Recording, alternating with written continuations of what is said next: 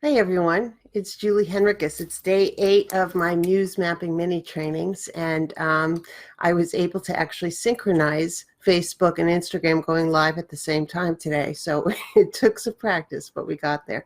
I want to thank folks for um, listening in and being part of this conversation for the last week about Muse Mapping and the mini training. I'm really grateful for the feedback I've been getting and for the questions and for the conversations. And I was just checking to make sure it was really 1 o'clock so that I can talk a little bit more about it. So as I've been talking about, Muse Mapping is a program that I've created, which is a 6-step program that just envision a creative dream you've always had, something you've always wanted to do creatively. Close your eyes and think about that. Now, Muse mapping, imagine a blank piece of paper, and on that paper, you are going to create your own map, the one that works for you and your creative journey.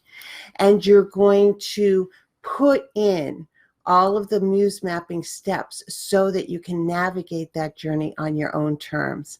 And you can go on, which is the final step of Muse mapping, the joyful journey.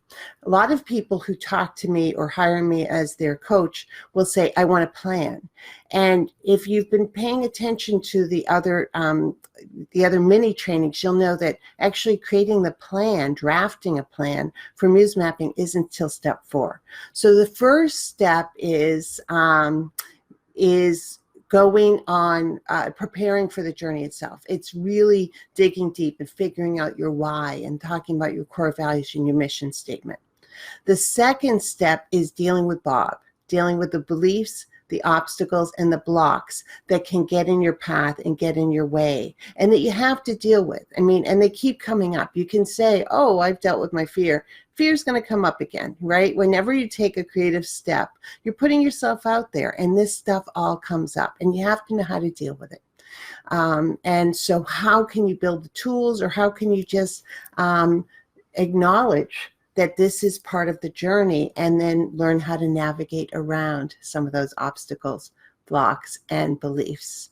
The third step is doing some research. And part of that step are the 3 C's. Thinking about your community, building your craft, and figuring out the channels that you have available to you to get your work out there when you're ready. And those 3 steps are part of the research you do, but research is really helpful. You can say, I want to write a book by December 31st, 2020, and I think that's a great goal. And it's an achievable goal. But what exactly does that mean? How do you write a book? What's editing look like? What are the next steps after you've written the book? All of that takes some research. Building your community is part of that research, but that whole third step talks a lot about that. The fourth step is drafting a plan. And I have a goal setting. Some of you may have taken my goal setting webinar, where we start from our dreams, we go to goals, we go to SMART goals, which are very specific and time bound. We go to actions, and then we go to tasks. And tasks are the daily steps you take. You run a marathon taking baby steps every inch of the way, right? You don't do it all at once. And so tasks are things like when you have the time, and time management is part of steps 4 and steps 5. When you have the time, what's a small action you could do to reach your goal? And some days it can be a lot. Some days it's going to be a little. Some days it's going to be, I'm going to, post on social media, or I'm going to work on my website for a half hour. And some days, like, I'm going to sit down for 8 hours and I'm going to really get this thing done. So constant action, constant paying attention to your goals and your dreams is part of Muse mapping. So that's all in step 4. And step 5 is preparing to stay the course. And what I mean by that is, how do you deal with the unexpected, the criticism, the rejection, the other just side blows that you're not expecting, and stay true to yourself and keep going. None of us are great at anything when we first step out. So your craft will build over time. But here's the other thing. friend of mine always used to say, this is why they make different color refrigerators. What you do isn't going to be for everybody. Not everyone is going to appreciate it or like it. And that's fine. You know, as I'm a mystery writer, I have some folks who love my books. I have some folks who think they're too slow at the beginning. That's fine. Thank you for reading. We don't all have to agree on whether a book is for you or not. I think sometimes our thumbs up, thumbs down culture has really gotten us away from the nuance of what it is to talk about creativity, because it's a subjective thing, right? There aren't objective goals or metrics or things that you do. There are teachers who, you know, I know are on here or who are talking, and I know that we have objective. These are the benchmarks we have to make. But really, art, creativity, we have some benchmarks. Some things matter more to some other people than they do. You know, I mean, it's all over the place as far as what it means and whether or not you're successful or you're good. I mean, good, bad. I'm not a big thumbs up, thumbs down fan. I think that we need to have nuanced conversations. That said, some criticism is helpful, right? Some of it is, this is what I found when I was experiencing your work. Here's some suggestions, or if you want to talk to me about it some more, I could talk to you. And that's actually really helpful. You know, I have a first reader, my friend Jason, and he'll tell me the book worked. I was a little bit bored here. I was really confused here. That's the stuff you need to know how to deal with. But I can't put my ego in that conversation. I have to separate it. And that's actually a skill that develops over time, when you can sort of take your baby and put it out there and let somebody else react to it and listen to what's helpful and then dismiss what isn't. And people who are constantly toxic, get them out of your life, or at least out of your creative practice, because it's not helpful.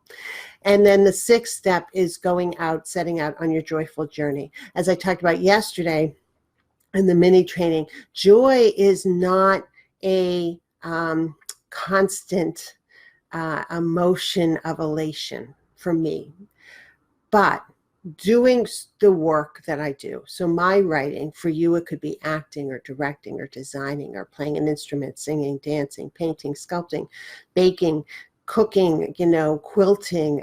There's so many ways of being creative. My writing process isn't always easy, but once I sit down and I do it, it's always joyful, right? I forget sometimes how much I love writing.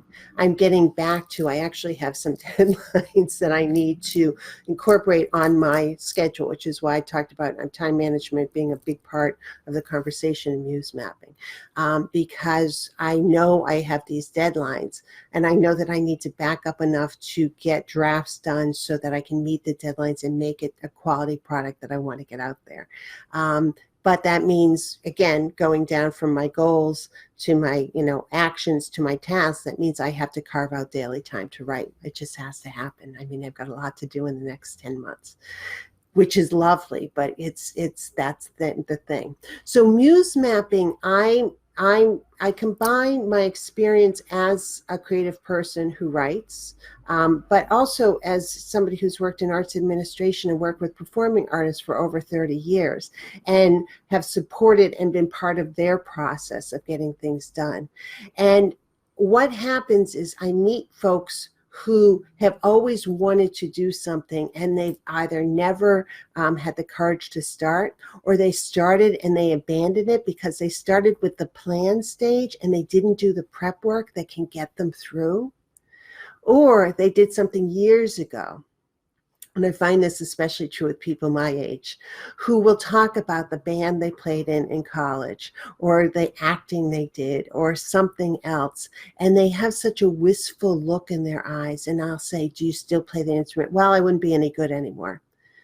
You know, do you still audition, or, you know, do you do community theater? Well, that's not, you know, if I can't do this, I'm not going to do that.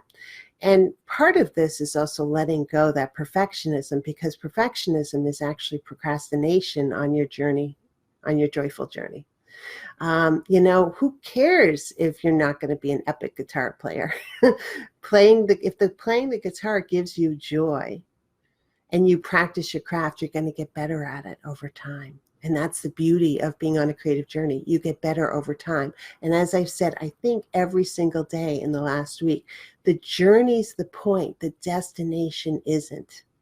We all set goals of, I want to finish a book, or, for me in my writing life, I want to finish a book, or I want to get a book published, or, I kept pushing goals down there. But the point was the writing.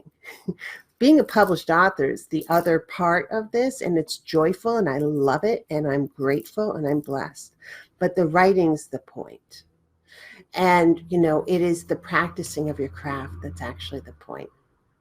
So I really am inspired and love to talk about muse mapping, as you found in last week. And I love the idea of what it can do and what it means and the support it can give folks and the support I can give folks. As I've mentioned a couple of times, I'm a trained life coach who's focusing on creativity. And I recognize, and as I'm working on my practice and I'm talking to folks, that, I can be talking to somebody about a creative project, but life is complicated for all of us. We all have stuff going on that gets in the way. And so part of my toolkit is also helping folks navigate some of those blocks and obstacles that can get in the way of what you want creatively. But if you've got, family issues, you've got health issues, you've got other things, you really need to be able to navigate that well. So Muse Mapping starts in a week. It starts on November 18th, and it's an 8-week program. And this is the launch of the entire program. So I'm really excited. And I'm pricing it so that folks can jump in and can join me and can be part of this exciting launch. The program itself will include weekly lessons, video lessons, and workbooks and things to do. And it will also include a weekly coaching call with me. I'll also be creating a private Facebook group so that people can support each other and can support the group. And once Muse Mapping goes, like in 2020, when I do it again, the price will raise. It will be a different thing, but folks who are in this session of Muse Mapping will have access to the program for forever. So it's, the coaching is only part of this 8 weeks, but the access to the program is forever. Now, I've had some folks who've said to me, well, it's the holidays, it gets busy and stuff. Here's the thing. I want 2020 to be an epic creative year for you. I want 2020 to be the year that you reach your new goals, or that you have that dream that you've always had and you're able to accomplish it. And life is always busy. Life is what gets in the way of everything else. And we need to make choices in order to make creativity part of our life. And those choices are active choices and not passive choices. When you choose to do something creative, it takes time management, it takes balancing, it takes saying no to some things, it takes being better at how you task out things, all that sort of thing. So I have set these 8 weeks so that things like for American Thanksgiving week, it's actually going to not be as robust a week of lessons, so that you can get them done and you can get through. There's also no behind in Muse Mapping. Wherever you start, you're just being part, of the group coaching calls wherever you are on the journey, so that you can get support and you can go through it at your own pace. But I would love for folks to start 2020 off strong. This new decade, this, everything that represents is so important to me to sort of envelop.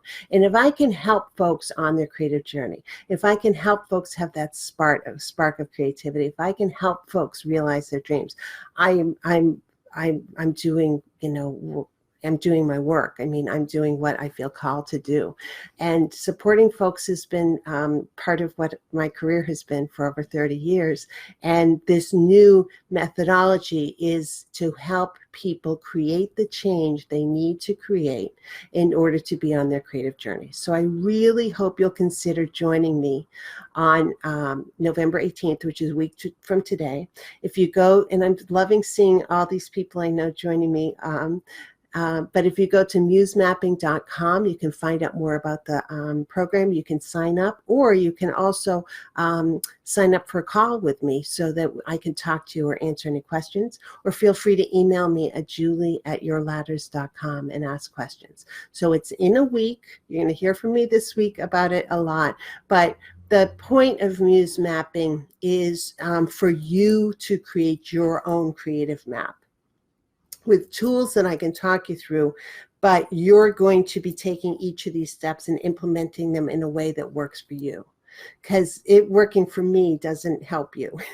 It working for anyone else doesn't help you. So I really, really want you to realize your dreams and to be part of this creative energy wave that I feel is coming through, and will be part of what gets us through 2020 and beyond. So again, if you have any questions, join me at or email me at julie@yourladders.com. Go to musemapping.com. You can either sign up for the program, or you can sign up for a call with me, where I'm happy to talk to you about things. So thank you so much for listening. All of the videos from the past 7 days, so this is the 8th video, are on IGTV, on YouTube. As soon as I get them captioned, I put them on YouTube, and they're on Facebook. And so look at those. Every day was a mini training on these different steps and something, an actionable step you can do.